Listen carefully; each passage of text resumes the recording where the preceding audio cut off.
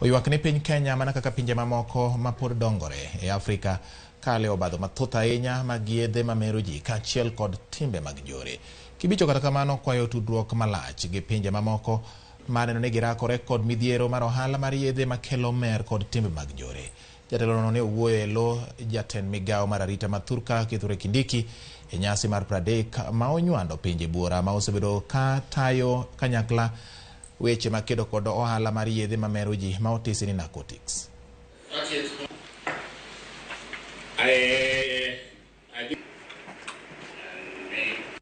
Thank you for coming. Previously, African countries were identified as transit routes for illicit drug trafficking, destined for markets in Europe and America.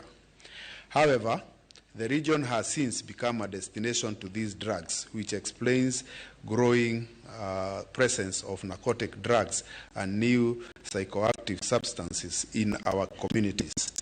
Regrettably, the situation has continued to a worrying increase in substance use disorders and mental health concerns, hence straining the already burdened health sector. So we have parenting, post-parenting programs, we have workplace programs where we sensitize people, we do surveys and share with the workplaces about the challenges they are facing, and we give them the figures and we tell them to come up with the policies on how to address those kind of problems and programs to address those who are affected.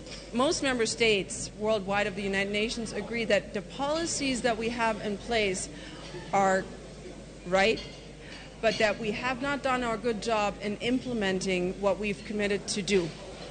So we need to increase the implementation rate of all those commitments that have been made, and I think that's what we're here today also, to see how the implementation can be improved.